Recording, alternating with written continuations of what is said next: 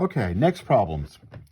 On page 737, we're 59 and 63. Those are both alike. We can work through those fairly quickly. We're given an angle and a side and asked to find a different side in that problem. So I'm going to sketch it. I'm given that some angle is 12 degrees. The side next to it, the adjacent side, is 4. And I'm asked to find the hypotenuse in that problem. What is the hypotenuse? To solve this problem, I need to know which trig function involves the side adjacent and the hypotenuse. That's the cosine. I can write down this. Cosine of 12 degrees has to equal the adjacent side over h, adjacent over hypotenuse. Let's see, that means h times the cosine of 12 degrees is 4, if I multiply by h, and then divide by the cosine of 12, h equals 4, divided by the cosine of 12 degrees, and I'll just plug that. You can plug that in your calculator. Down here, similar problem. Theta is 5 degrees, the hypotenuse is 10, and I want to find the adjacent side, right here. The one next to 5 degrees. This one turns out to be a little easier, a whole lot easier. Well, not a whole lot, just a little easier than that. It still involves the adjacent and the hypotenuse. That's the cosine. The cosine of 5 degrees is going to be the adjacent side, a, divided by the hypotenuse, which is 10, multiplied by 10. I just get a equals 10 cosine 5 degrees. And you can plug that in your calculator. I'm not going to do that right now.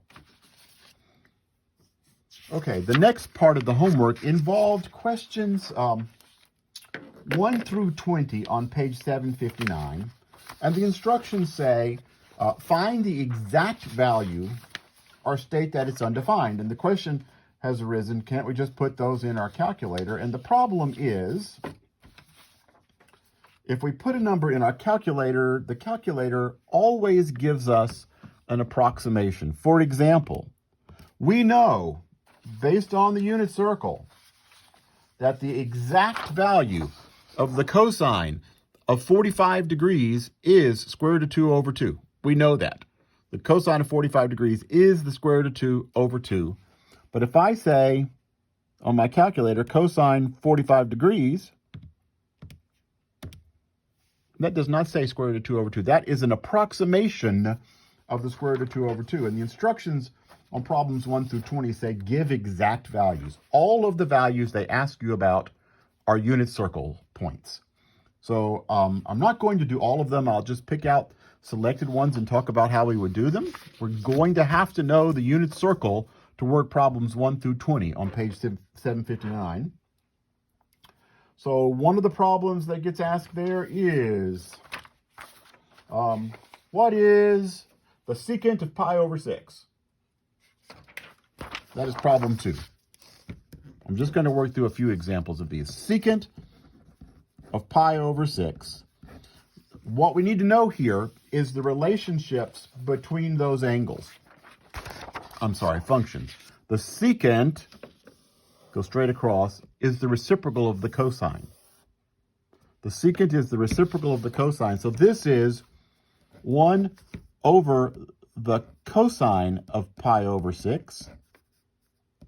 And that, the cosine of pi over 6, that's a unit circle point. Cosine of pi over 6, this is 1 over the square root of 3 over 2. So it's the reciprocal of that, so it's 2 over the square root of 3. Remember how to divide fractions. Don't forget that part of your life. All right, so the secant of pi over 6 is 2 over the square root of 3. The cotangent, here's number 4. The cotangent of 4 pi over 3. I have to know what the cotangent is. The cotangent of an angle from previous lessons is the cosine of the angle divided by the sine of the angle. And 4 pi over 3, that's over here in the third quadrant. The cosine is -1/2. And And the sine is negative square root of 3 over 2. And so the cotangent is, if I evaluate what that is, it's 1 over the square root of 3 is the exact value there.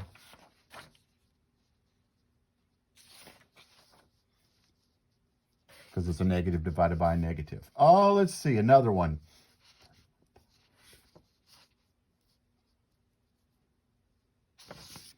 $13. Find the tangent of 31 pi over 2. Well, that's going to be the sine of 31 pi over 2 over the cosine of 31 pi over 2.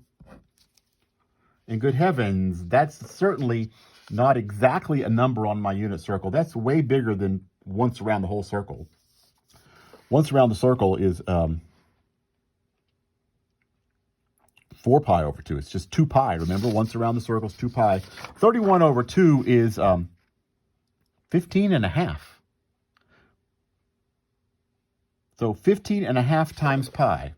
There's 1 pi, 2 pi, 3 pi, 4 pi, 5 pi, 6 pi, 7 pi, 8 pi. Keep going. 15 pi is there. 15 pi is 30 pi over 2. And another half. There it is. It's coterminal with that point right there. There's 31 pi over 2. Down at the bottom of the circle. And the sine of that number down at the bottom of the circle is negative 1. And the cosine of that number down at the bottom of the circle is 0. That's not defined.